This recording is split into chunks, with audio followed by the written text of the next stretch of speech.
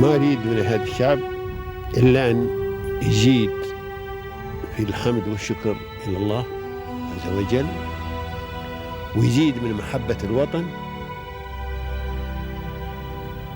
ويزيد من العمل ومضاعفة العمل لما يسعى فيه من خير له وللدولة والأهل. هذا اللي أنا أدوره من الشعب، وربنا إن شاء الله يوفقنا جميعا على ما يحب ويرضى.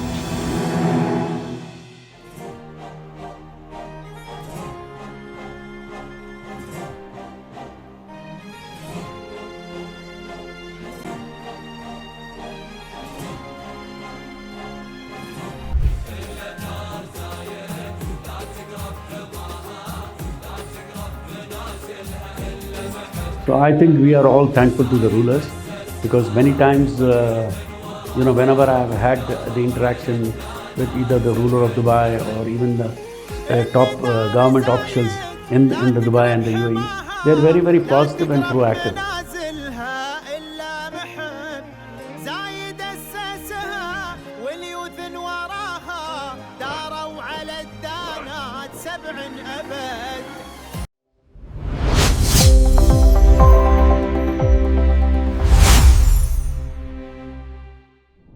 Dear audience, welcome to Pearls of Union. In this program, we shed light on inspiring figures who have turned the challenges into opportunities and dreams into achievements. Our inspiring guests are the shining pearls whose journeys reflect determination, vision, and success. Today, we meet another remarkable personality whose story will inspire us all. So please join me in welcoming Mr.Deepak Banani, the Managing Director of Satguru Holdings. Welcome, Mr., and thank you for joining us today. Thank you very much. Thank you for the interview. So, sir, you have built a distinctive career for yourself in the field of real estate development. So, how would you describe yourself to the audience, and how would you describe the journey that brought you here? So I graduated out as an engineering graduate in electronics and communication in 1975, and I was working in Bombay for 3 years. And while I was working, I also did my management in Bombay. Subsequent to that, I came to Dubai and in 1981, and I joined a company called Eros Group, which was a small company of 6 people. So the company grew with me, and in 2016, the number of employees was 1,600, and the turnover went to almost 5 billion dirhams. So during my journey, of course, there were a lot of challenges, ups and downs. But the one thing that was good is that, no matter what circumstances, what challenges we met, we always came out successful, because Dubai is the best place, and because of the blessings of the rulers, we were able to grow to that extent. Yeah, for sure. The UAE is a land of opportunities, actually. So you have mentioned, sir, that there were ups and downs and there were many challenges. What were the main obstacles you have faced during your career, and how did you overcome them? Because when I came to Dubai, the population was very small, but the business was growing at a very rapid pace.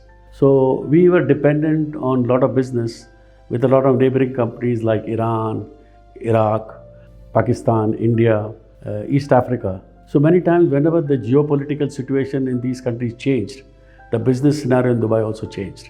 So those are the challenges that we had. Also, there were big challenges during the Iraq-Iran war, or subsequently the Iraqi war with Kuwait. But all these times were times of opportunity, and we were able to tap those opportunities and come out more stronger than before. Great. And is there someone whose encouragement made a special impact in your career? No, I think everybody in my life has been inspiring. So I've been learning from everybody. So whether it's my colleagues, whether it's my seniors, whether it's my boss who was the owner of the company, I learned from everybody. So every successful story has a beginning. How was this company founded, and what was the founding vision? So basically, I worked for an electronic company for 43 years.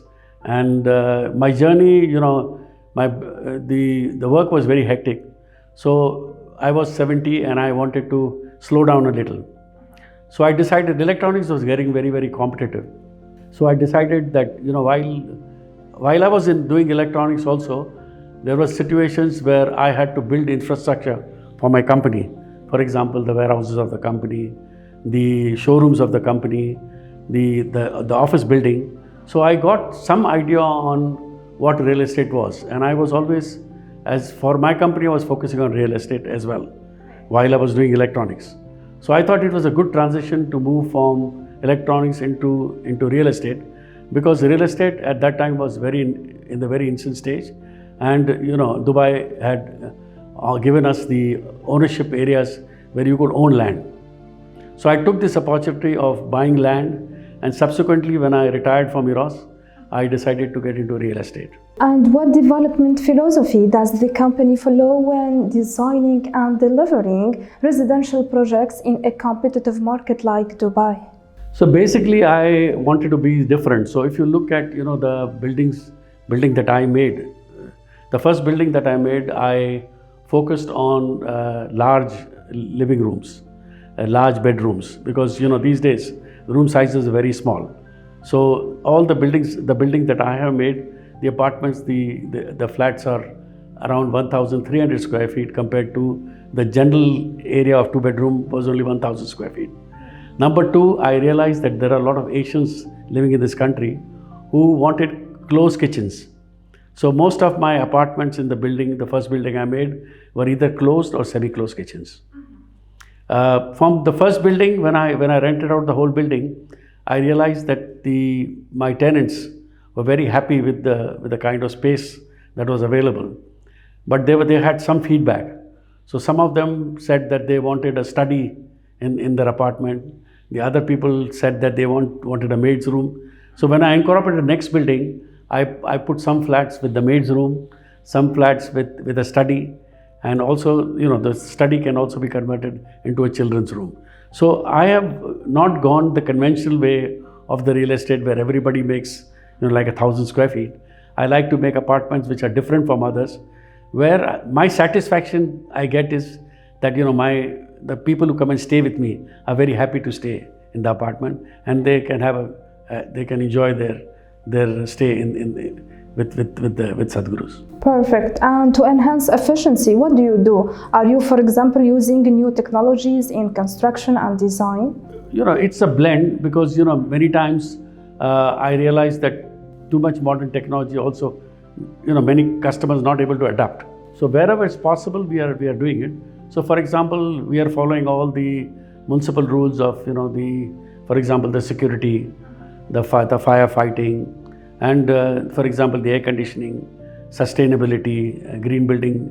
So if you see in all my buildings, we have trash cans in the passages with clearly marked areas of what trash to throw where. So we have been able to adopt to all the sustainable models.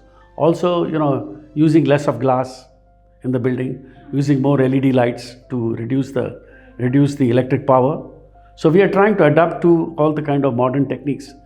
For example, barrier gates, security systems are all very modern. Yeah. That sounds interesting, actually. So you are committed to environmental responsible practices. Yes. Also, you are committed to. So we like to keep up with all the sustainability factors that the government recommends us, and we try to adopt them as much as possible. Great. Well, sir, looking ahead, where do you envision this company in the next 5 to 10 years? So basically, I have been because I am going different from the market.